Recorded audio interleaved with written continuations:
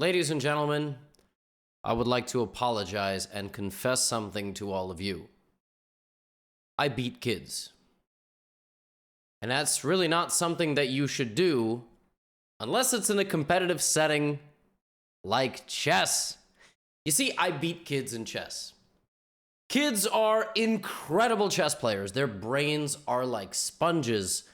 And every time I get to play a 10, 11, 12, 13-year-old kid that's as good, if not better than me at the game, I need to show them that like a sports veteran, you can't just walk all over me. Now, in today's video, I will be summarizing for you a match that I recently played against some of the best young chess players in the United States. Their names are Alice Lee, who is the number 3 ranked junior girl in the world. Okay, in the entire world, not just America. She recently drew Hikaru.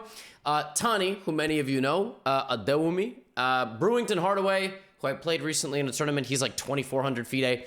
And a younger girl named Megan Paragua, who's rated like 2,000, and she's 10. She's 10 years old. I was invited to an event called Chess Kids versus Streamers, and I will take you through the match today. I will summarize some of the most fun games, wins, and losses. For the most part, I did manage to beat the kids. Children were beaten in this video. But before I show you the games, I'd like to thank the sponsor of today's video, Surfshark. Surfshark is a VPN, or a virtual private network, that allows you to encrypt your connection to the internet so you can browse it privately and anonymously. Yeah, I know, Gotham, you start every ad read like that. There are a few reasons that you may want to use a VPN. Like what, you nerd? First, let's say you're traveling and you're at a hotel, and the Wi-Fi is insecure, kind of like that guy. Well, connect to a VPN, and you can log into sensitive portals, like banks, where you have your money. I like money! Nobody asked. Also, imagine you're enjoying your life, watching It's Always Sunny in Philadelphia for a third time, and then all of a sudden it's not available on your favorite streaming service. Well, you connect to Surfshark, you change your location, let's say you go to the UK, and boom, It's Always Sunny in Philadelphia, right there. And last but not least, if you ever want to go on vacation and you want to book an airline ticket, if you connect to Surfshark, you might be getting a different ticket price depending on the country you connect from. Surfshark values user security and privacy above all else. And as I've said before, it's available on literally everything. Chrome, Firefox, iOS, Android, Linux, Windows, Smart TV, Xbox, PlayStation, and a fridge, and a toaster too? Hey, say the fridge and toaster joke again. Bro, be quiet. This is my ad read. Folks, you know the drill. If you want to get started with Surfshark today, you got to click the link in the description. This is an exclusive deal through me. So if you enter code Gotham, you'll get an extra 3 months for free. Just go to surfshark.deals/Gotham. Now let's get back to the video. So these are some of my games. Now, I had a game against Megan. All right, we're going to start with this because her FIDE rating is 1,900. And I played a Dutch defense against her. All of these were blitz games. And, you know, it's weird when you play young players because you try to, you got to take a little bit of risk. As a higher rated player, especially in speed games, it can be very difficult to just create winning chances like on demand. So you have to try to find a way to do it. And as you see here, like I played a Dutch defense. I played an opening that's very complicated, has 8 pawns on the board each. And this was right after I had defeated Megan in a relatively convincing game as being the rating favorite. But in this second game, she played unbelievably well. First of all, in this position, I just played the move knight h5. I'm ready to start an attack. She plays this extremely annoying move, knight to f4, which essentially, she's trying to double her pawns, but then pressure me on the e-file, which was extremely annoying. So I played king h8, and she damaged my pawns, and we got a very close center, and suddenly I'm just much worse. This is a 10-year-old I'm playing, okay? She's 10.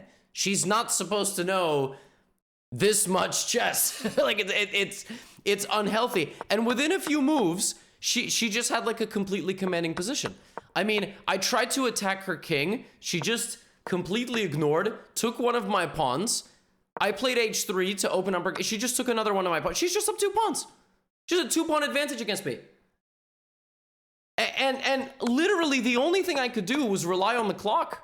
That was it. And she got here. It's +4.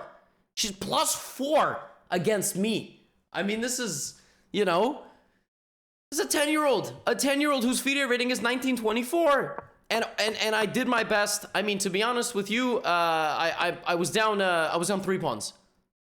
I was completely lost. Completely lost.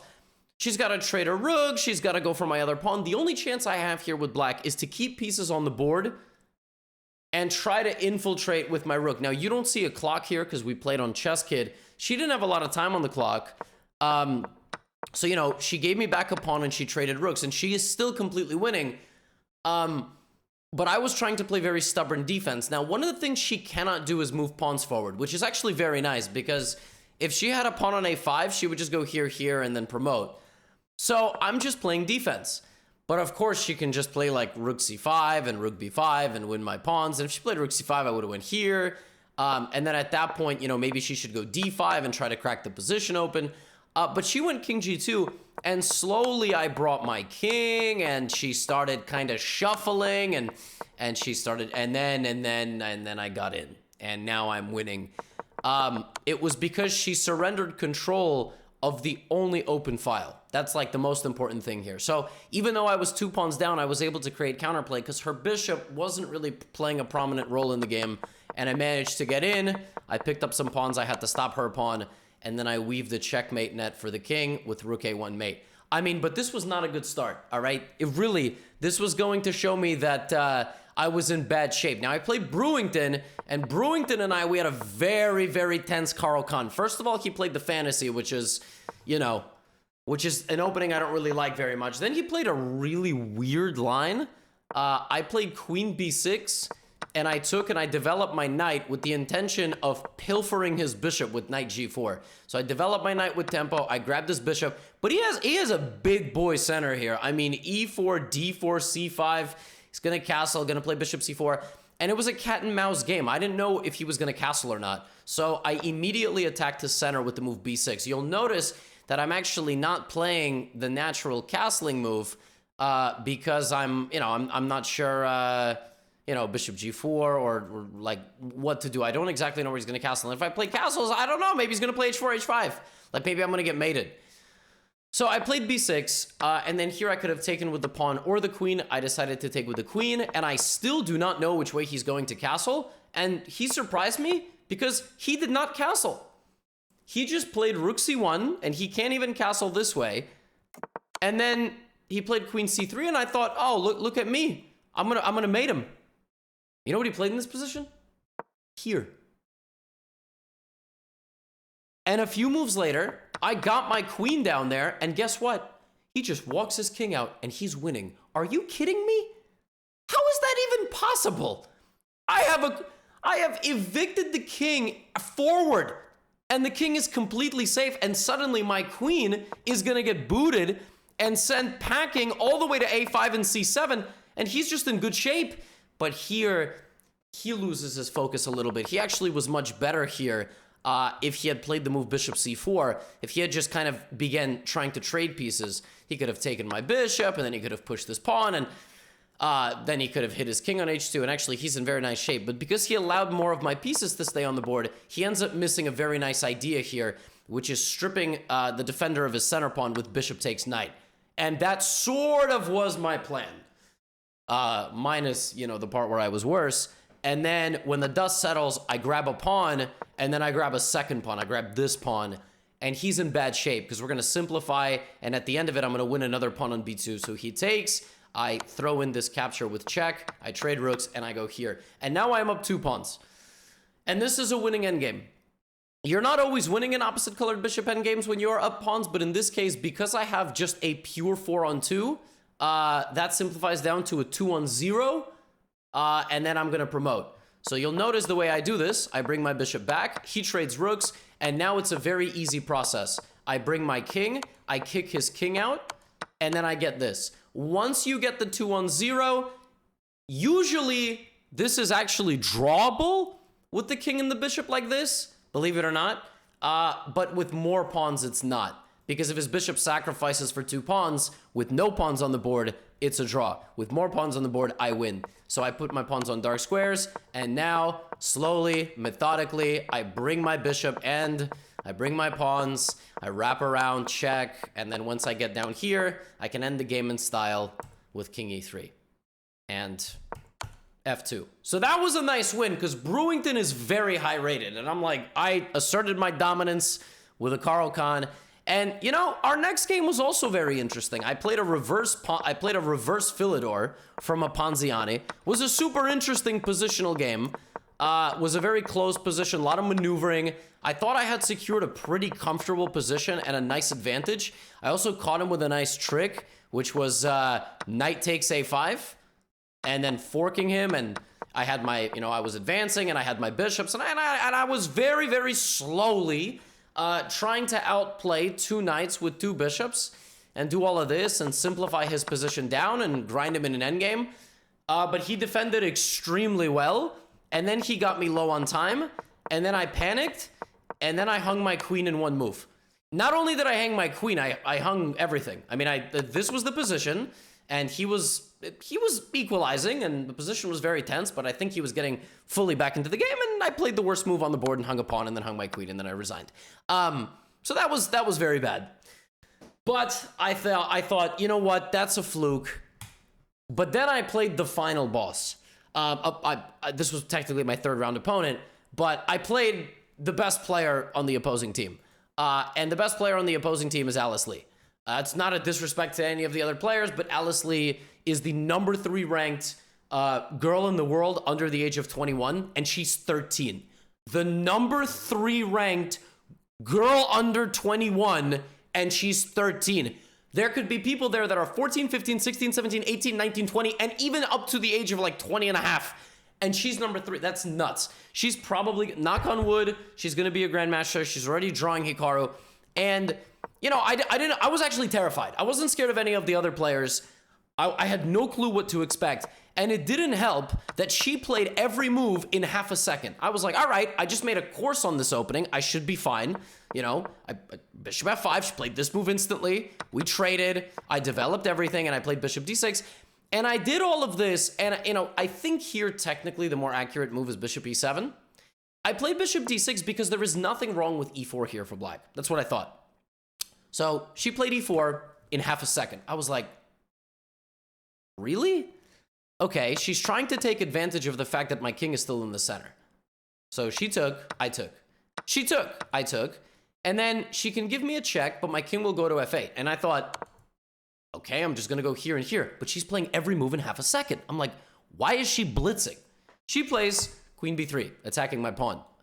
I'm like, okay, queen d7. I make an inaccuracy. I thought I should lure her knight forward, and I shouldn't go here right away. I thought this was a bad move because she's going to go rook c1 and d5. As it turns out, none of that is scary if you have computer preparation because you can just walk out of the way and be completely fine. But I was very scared. And then she brought her rook forward, and I thought, okay, she wants to go here, but that move does nothing because I'm going to take, right? So I thought, okay, I can either play rook d8 or g6. So I thought, okay, I'm going to bring my rook to the center. Everything is good. She's going to bring her rook to the center. Now, if I take this pawn, I actually lose in spectacular fashion to this. And whichever way I take, rook e8 is mate, which is disgusting. But I still thought I had this. And I was actually, I was a move away. I was a move away from completely escaping the pressure. I had done it, all right? I had gotten out of the way of the prodigy. Rook e4. Now, the idea of rook to e4 is obviously, if I ask you, what's the point of rook e4? It's obviously to double up, right? Rook e4, double up, put pressure. So naturally, you would think take the knight, which was my first idea. Just get out of the way. Then she would take, I would go here, she would go here, and I don't know, I would go here. Like, this is a game, all right? At least I've neutralized the position, right? Rook e4. I thought, all right. But I was going to take the knight. Then I thought, what about this? What about this? I thought about it, and I had a thought here. Rook e8, rook f4, right? Rook d6, or maybe even bishop takes, and game goes on. So I thought for a while after rook e4, and I played this. I was like, yay! And then Alice Lee sacrificed the rook. Rook takes f6. And I was like, God damn it. Oh my. The idea of rook e4 was to go rook f4, but not necessarily right away. She could sack first. And what that does is it's called attraction. It attracts my king out like a magnet. And now this. Now I'm dead. Now I'm dead. Because if I go here, rook f7 is going to win my queen. And if I go here, there are a few ways that like she could throw this. I thought, you know, for example, queen g3 right away. I'm actually just escaping. But she played h4 check. And if I play king h6, she just takes. Queen e3 is coming. And I got destroyed. She played this game at like 97% accuracy. I was like, bro, what? I just got destroyed by a child. I got killed. So naturally, my confidence is negative going into game 2. All right, it is negative. I play the English. She plays c6. And she plays the Slav move order, and she plays knight d7. And I trade, and I played this structure. And I thought, look, this structure makes sense to play because her knight doesn't really belong on that square. It really didn't help. I mean, I thought I was getting somewhere in the opening, but very promptly she put a knight in the center, and then I took it, and she did this, and I'm already worse. I mean, I'm already worse. And I was not confident. I was not happy with what I was doing. And then here she played, again, the best move, which is b5. And I had a choice here. Grab that bishop or go for that bishop. And the thing is, when you are nervous and not confident, you do stupid things. Which of these bishops actually has access to my king? It's not a trick question. It's the bishop on d6, you idiot. Right? That bishop isn't doing anything. That bishop needs this to open. But instead I was like, ooh, other bishop. But that's such a stupid move because her bishop on d6 is going to escort the attack. I mean, it's just, I was making bad decision after bad decision. And she played rook c8. And now if I do this, she's going to go here and I'm going to get no bishop, okay? I'm going to get none of the bishops. So I decided, okay, you know what? I'm going to take that bishop. And slowly but surely, now f4 is on the way. I played pawn to g3 here. She played g5, and I thought, okay, I'm definitely going to lose this game. I mean, this is insane. I mean, I'm just getting, like, juggernauted out here. And then here, I looked within myself, and I found a chess god inside me. Here I thought, all right, her next move is this, and she's going to try to take my soul. King h1. f4. Let's go. One of us is going to go down swinging. And here I played, in my opinion, the best move I played that day. d5. d5 is a clearance sacrifice. I am giving up a pawn to open my bishop because in the long run, that bishop is going to annoy the black king. Now, the computer shows the way to play here. The computer shows this, and after check, the black king should walk toward the center and just hang out over here. That's kind of not human. She did this, and then here, finally, she makes an inaccuracy, all right? She was intimidated by my opening of the diagonal, so she plays bishop e5, and now I punish that with rook g5. A very nice idea, and now, folks, we begin the comeback. b4, I take the bishop, and my bishop survives, and that pawn move I made a long time ago is really going to come in handy, because black's king is going to be uncomfortable. Everything is paid off. Bishop d4. She threatens mate, by the way. Never too late to get checkmated. Queen f1. She cannot take my rook because of this god bishop, and now it's just a matter of, can I simplify this down? The answer is yes, I can. I find a very, very nice idea here. Queen c8. Walking into my pin, queen g4. And now I am forcing a queen trade, but it's worse than that because I have pressure here. I'm not just forcing a queen trade. I'm grabbing a pawn on the way out, and I'm taking the knight. And when the dust settles, I have 5 pawns to 3. I have 2 passed pawns. My king is going to walk up here. That's exactly what I did. And now my queenside pawns are going to go. And ladies and gentlemen, we have taken down the juggernaut of the kids team. I was losing in both of these games, make no mistake. But I fought back in this one. I was very happy to win this game. I mean, it feels ridiculous to be proud of like a victory. Oh, you beat a kid. I mean, this ain't no kid, bro. This is, she's a beast, all right? And I was very happy to win this game. And I was also very happy in my next matchup, all right? I lost to Tani over the board. This was a nice way to end the day. I played the Trumpowski, my favorite opening, and he played this very sharp line, which you really have to be prepared for, which is a pawn sacrifice line, where I play h4, and he played rook g8 here, and I played rook h7. Rook h7 is a very fun move. It's technically not the best move according to the computer, but imagine your opponent just plants a rook here, you know? And now I want to play queen h5, so he blocks me, and then we develop like this. And then here, Tani, who probably should play bishop b4 in this position. Now, if he plays b5, I'm going to jump in, right? So in this position, he plays the move queen g5. And I was like, wait a minute. His queen's trapped. His queen has no way back. Not only does his queen have no way back, it can't go here. Can't go to any of those squares. It can't go there because of my rook. It can't go there because of the bishop. It can't go there because of the bishop. Can't take the pawn because of the knight. Can't go there. Or the only square it has is queen f4. Okay, I just move my king and pawn to g3. And the queen's trapped. Now, he could play knight e3 check, but then I would take, and then he would take, and then I would take, and his queen is hanging, and then I would play knight f6 check, and he would lose all the rest of his pieces. Queen g5, and by some insane geometry, his queen is trapped. And he resigned here, and I was like, okay, yeah! And then Tani and I in our next game played like 70 moves, and I managed to win, but I probably did not deserve it. It was equal for a while, and it was a very, very messy scramble. Then he was winning. I ended the day 6 out of 8. I beat Megan 2-0. One of them was completely undeserved. I went 1-1 with Brewington, 1-1 with Alice, and I managed to beat Tani 2-0. I got 6 out of 8. Eric Rosen went 8-0. Eric Rosen hates children. He beat all the kids 2 times. 8-0. Ridiculous. And we ended up winning the match, mostly because of, you know, Eric's heroics. And who knows, maybe I will play a rematch. Let me know if you did enjoy. Yeah, this was very fun. I mean, I think all of these players will be title players. I don't know if all of them will be grandmasters, but I'm hoping they will be.